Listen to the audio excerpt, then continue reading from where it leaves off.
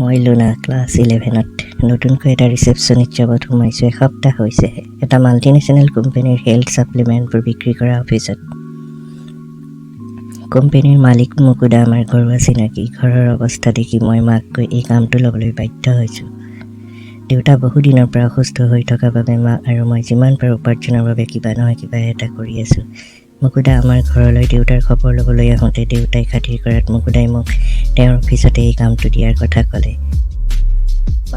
যদিও মুকুদাৰ চৰিত্ৰ ইমান ভাল নহয় বুলি কোৱা শুনো, আজি কিন্তু মই নিৰুপায় হৈ ঘৰৰ মতত কামলৈ আহিছোঁ। আপোনালোকৰ আগত মই আজি মোৰ যোৱা শনিবাৰে হৈ যোৱা সত্য ঘটনাটো শ্বেয়াৰ কৰিলোঁ, যাতে আগলৈ সকলো সতৰ্ক থাকে।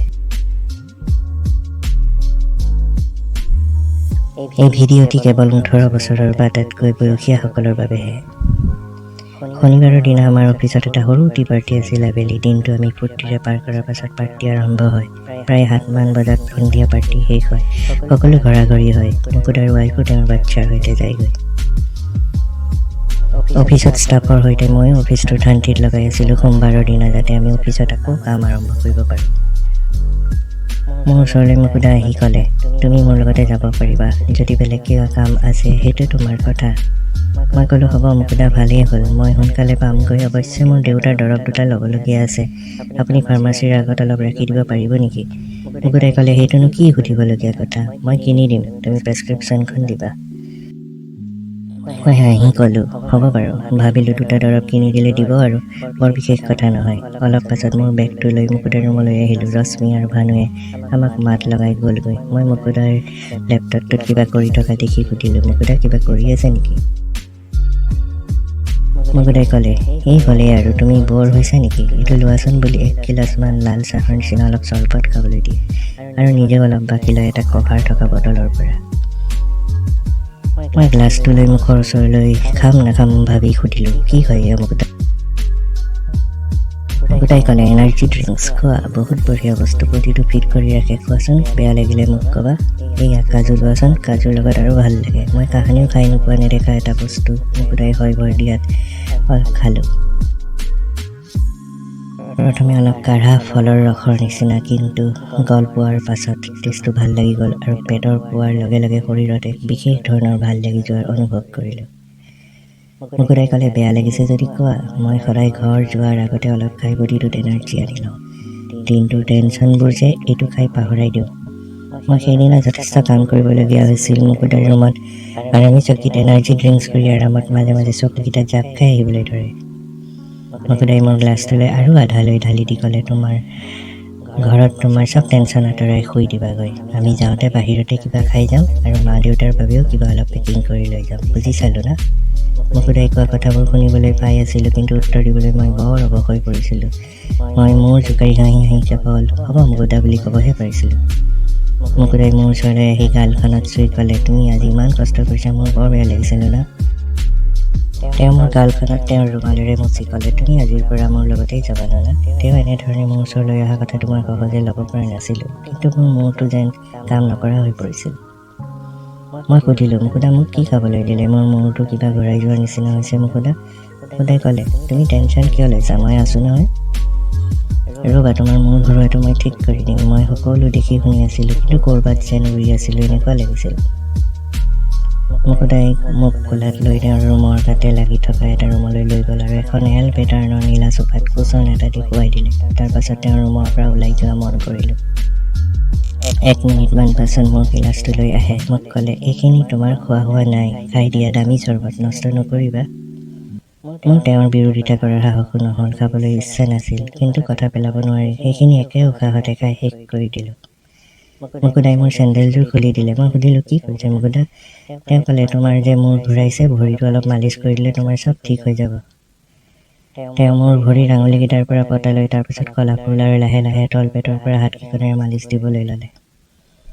মোৰ বহুত লাজ লাগিছিল। মই হাঁহি ক'লোঁ, মুকুদা, আমি কেতিয়া যাম ঘৰলৈ? আপুনি দেখোন মালিচ কৰাত লাগিল। মোৰ সেই সময়ত যে নিচা হৈ গৈছিল সেইটো মোৰ মনলৈ অহা নাছিল। লাটো হ'ব, কিন্তু ৰঙীন সপোন সপোন হৈ আছিল। কোনোবাই মোক মোৰ শৰীৰটোৰ ওপৰত যে বেয়া চকু দিছে, সেইটোৰ বিপৰীতে মোৰ গাটোত মুকুদাৰ হাতৰ পৰশ ভাল লগা হৈ আহিল।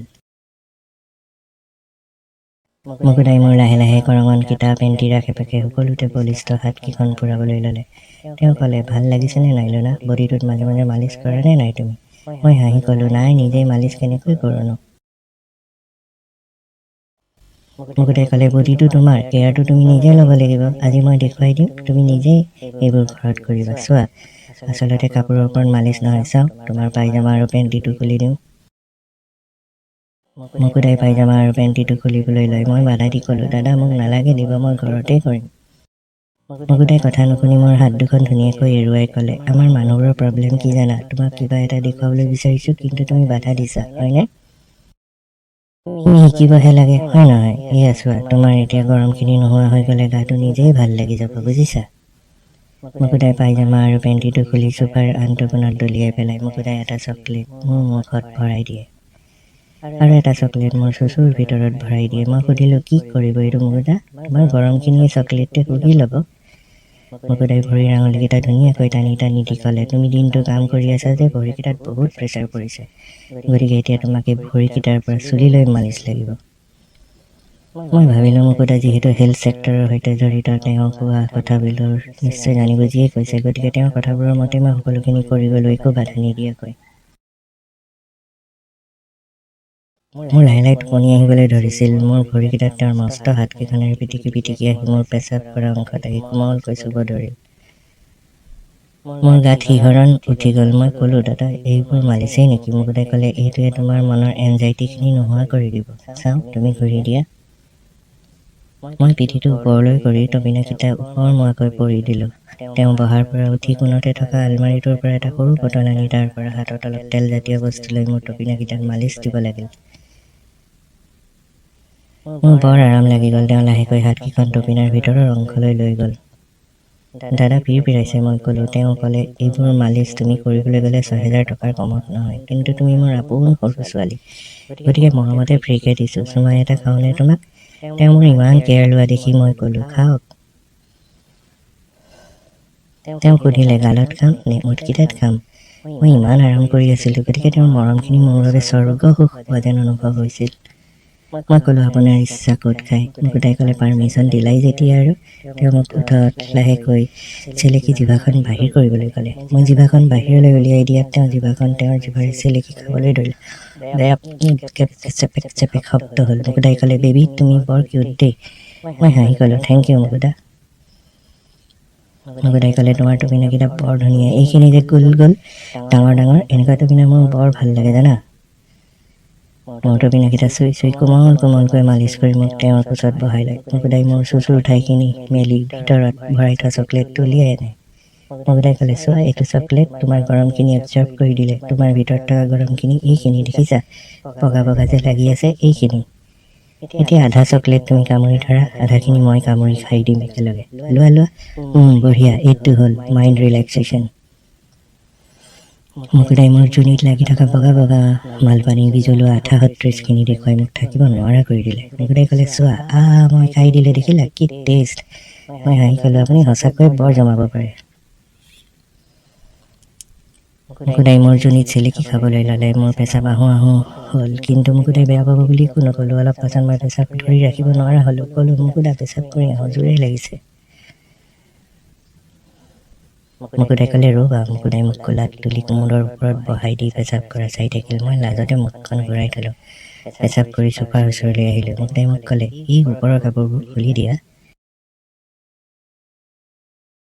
মই ক'লোঁ, পূৰা লেংটা হৈ যাম, কোনোবা আহি যায় যদি। মুকুতাই ক'লে, এইটো অফিচত মোৰ বাহিৰে কোনো এই সময়ত নাহে, তুমি নিশ্চিন্ত থাকা, দৰজাও মাৰি আহিছোঁ মই।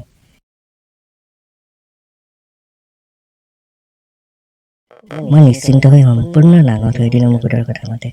মুকুতাই মোৰ সম্পূৰ্ণ লেংটাকৈ থকা দেহাটো উপভোগ কৰি ক'লে, এবাৰ ঘূৰি দিয়াচোন। মুকুতাই পাছৰ পৰা বহি লৈ মোৰ টপিনাকেইটাত চুমা খাই দিলে, টপিনাৰ ফুটাটোত চেলেকি দিলে। মোৰ দেহাটোত কিবা ইলেক্ট্ৰিক শ্বক লগাৰ নিচিনা হয় ফটকৈ আঁতৰি দিলোঁ, কিন্তু মুকুতাই জোৰকৈ বাহুৰে সাৱটি থকাৰ কাৰণে মোৰ টপিনাৰ ফুটাটো বহু সময় মুকুতাই চেলেকি খাই থাকে।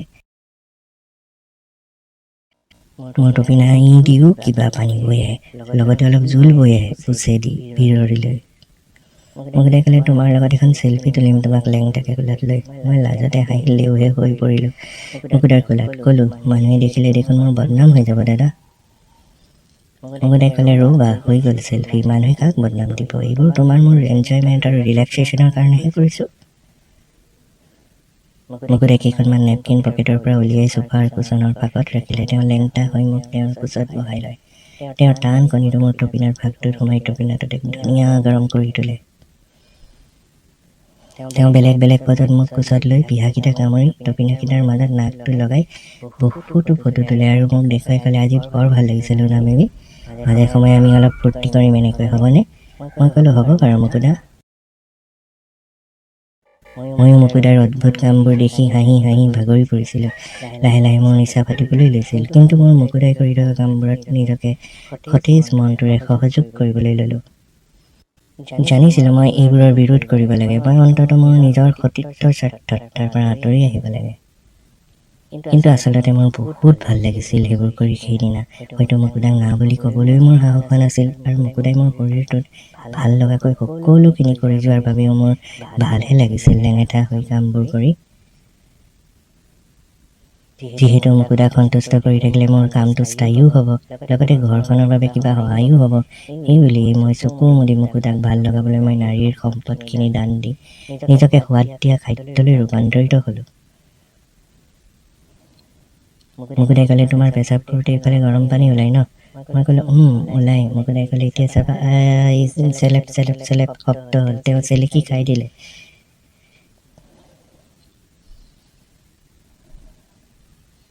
মুকুতাই ইমান ধুনীয়াকৈ মোৰ ভেজিনাখন আৰু গোটেই চুচুখন চিলিকি চিলিকি খোৱাত লাগিল যে মই আৰু উঠাই মুকুতাক মোৰ যোনিখন খাবলৈ দিলোঁ।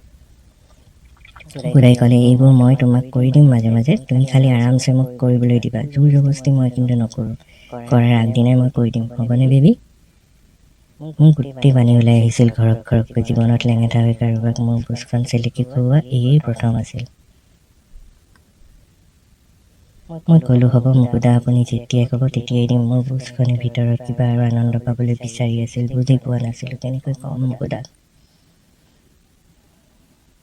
তেনেকুৱাতে মুকুতাক দেখিবলৈ পালোঁ তেওঁ পেণ্টটো আৰু জাঙিয়াটো খুলি মজিয়াত পেলাইছে। জাঙিয়াটো খোলাৰ লগে লগে তেওঁৰ ক'লা মস্ত শকত কণীটো ওপৰলৈ কৰি উঠি থকা দেখা পালোঁ। মোৰ আৰু ভাল লাগি গ'ল। 8 ইঞ্চি মানৰ ইমান শকত দীঘল মস্ত কণী দেখি চুবলৈ মন গ'ল, কিন্তু নিজকে অলপ বুজাই ক'লোঁ আজিৰ পৰাতো মইতো চুবলৈ পামেই। মুকুতাই ক'লে বেবী তোমাৰ গাখীৰকেইটা মালিচ কৰি দিম এতিয়া, তুমি মোৰ ওপৰত বহা।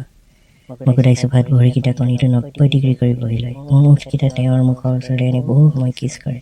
কাণকেইখনত চুমা খাই দিয়াত মোৰ গোটেই শৰীৰটো জিকাৰ খাই উঠিল উত্তেজনাত। মুকুতাই ক'লে তোমাৰ দুডুকেইটা বৰ কোমল দেই, আগতে কোনোবাই খাইছেনে? মই ক'লোঁ নাই, আজি আপোনাকেই দিছোঁ খাবলৈ। মুকুতাই মোৰ পিহাৰ নিকুলকেইটা পকাই পকাই লাহে লাহে কামুৰি দিয়ে। সিফালে তেওঁৰ টান কণীটো মোৰ বুচত ঘঁহাই থাকে। মই ক'লোঁ মুকুতা মোৰ বুচৰ ভিতৰত পিৰপিৰাইছে বহুত।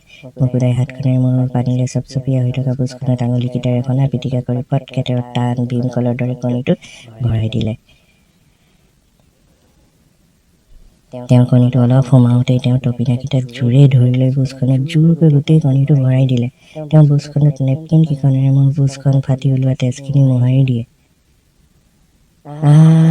মুকুতা দুখ পাইছোঁ, সোমাই গ'ল। মই বিষত কেকাই গ'লোঁ।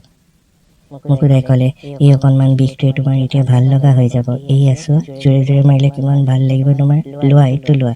থাপ থাপ থাপ থাপ থাপ থাপ শব্দ হ'ল। কি মজা বেবী। মুকুতাই জোৰে জোৰে চুদন দিয়াত লাগিল। মোৰ কোমল গিটাখন জীৱনৰ নতুন চুদনত বলীয়া হৈ পৰে। মই সম্পূৰ্ণভাৱে আনন্দ লৈ মুকুতাৰ চুদনত নিজকে এৰি দিলোঁ, চুদন খোৱা ৰেন্দীৰ নিচিনাকৈ। এনেকুৱা লাগিল মই যেন আগৰে পৰাই মুকুতাৰ চুদনলৈ ৰৈ আছিলোঁ।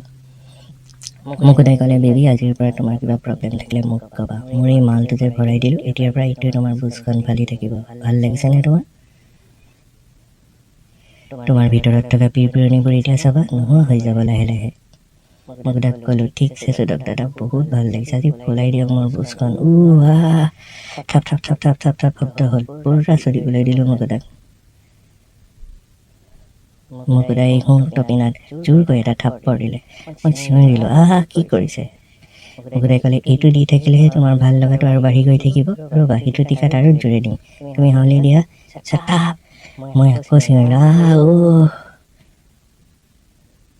মই আগতকৈ আৰু জোৰে কণীটোত থাপ মাৰিবলৈ ল'লোঁ। মুকুদাই ক'লে, তুমি কুকুৰৰ টাইপত বুজখন উলিয়াই দিয়াচোন। মই টগি ষ্টাইলত মুকুদাক টপিনৰ সৈতে বুজখন পাতি দিলোঁ।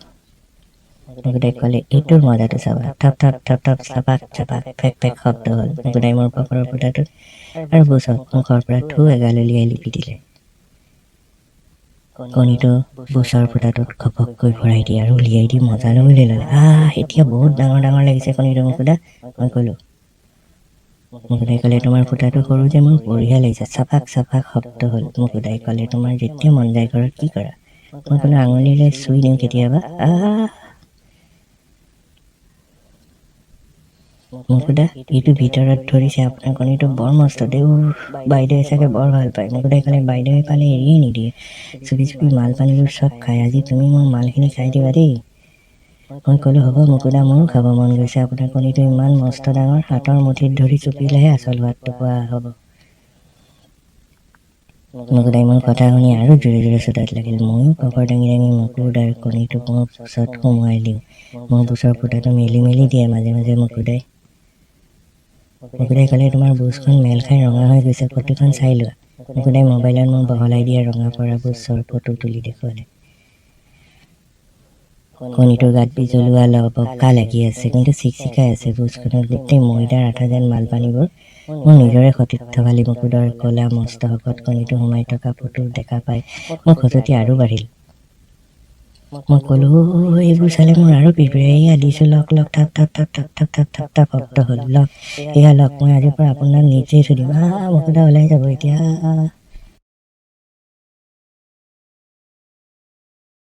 মুকুদাই কণীটো উলিয়াই মোক হাতত ধৰাই দিলে। মই দুই হাতৰ মুঠিত টানকৈ কণীটো ধৰিলোঁ, কিন্তু পিছল কাৰণে কণীটো ওলাই যায়। দুবাৰমান ছালখন কুচাই কণীটো চুই দিওঁ। মুকুদাই ক'লে, মোৰো ওলাব, মুখখন মেলি দিয়া। পকৰটো মাৰিবলৈ থাকিল আজি।